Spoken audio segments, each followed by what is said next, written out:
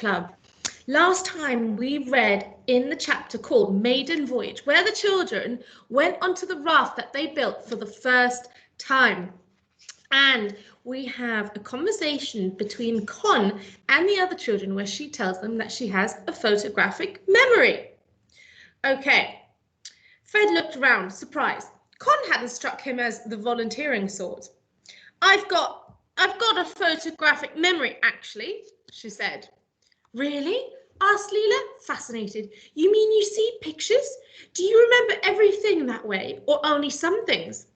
Mostly just maps and formulae and blueprints for things. I used to like taking them out to look at during lunch break in school. In my head, I mean. The others thought I was weird. In that case, they're stupid, said Leela bluntly. I'd love to be able to do that. The raft swept round a corner with Fred poling hard. We turned left coming out, so the final turn home will be right, said Leela. Right, said Con, chagrined. Her smile changed the whole shape of her face. Her cheeks rose and pushed her eyes into little squints, and her mouth stretched up and out to her earlobes. Her touch-me look vanished. If you shout out the directions, we could do it together, if you want. Fred kept poling. The branch was giving him new, shilling-sized blisters on the pads of his hands, but he didn't slow down, so he was having blisters the size of a coin on his hands. There was a twist he found that he could give the pole that made them speed faster. It blew Max's snot in a high ribbon up his face. The sun was hot and sharp out there. The air tasted brand new. Faster, shouted Max. He rocked backwards and forwards on his haunches, that's on his back legs. They hadn't gone far before there was another fork. One looked choked with weeds, so Fred chose the other. Left, called Leela. Left, Con echoed and nodded. The left bend took them into a narrow river, winding slowly among close-set trees. Fred pulled up his pole and they drifted, staring down into the water. A shoal of fish swam helter-skelter under the raft. Max leant dangerously over the edge, dangling his fingers in the water. Suddenly, Con jumped. The hairs on her arms rose up in a blonde wave. What's that? What's what? Something down there. Silver, down there. A piranha! Con's voice came out thin and high. Max, get your hands out of the water. They all peered down into the water. There was something small and silver, trapped among the weeds.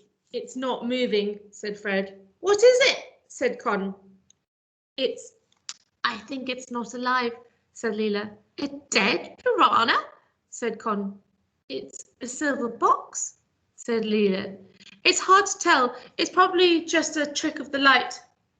I'm going to jump in and see, said Fred, just quickly. No, you're not, said Con.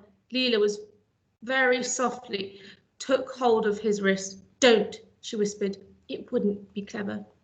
But it could be a knife, said Fred. It looks man-made. Please, you keep the raft close by. I need to see. I'll be in and out. It's simple. Fred, said Con. He peeled off his shirt, evaded Max, who tried to grab his ankle, and jumped over the edge of the raft. The water was calm here, without the current, and cool against his skin. Fred kicked forwards. Weeds wrapped themselves round his ankle, and he went deeper. His lungs began shrieking at him. The silver something was just a little further. He brushed it with his fingertips, kicked desperately, and snatched it. It was sharp against his fingers. He shot to the surface. Got it! He held his fist up to show them, treading water. But the two girls weren't looking at him. They were staring into the water a few meters from the raft. What's that? Whispered Leela. Fred glanced down. There was something black undulating through the water towards him.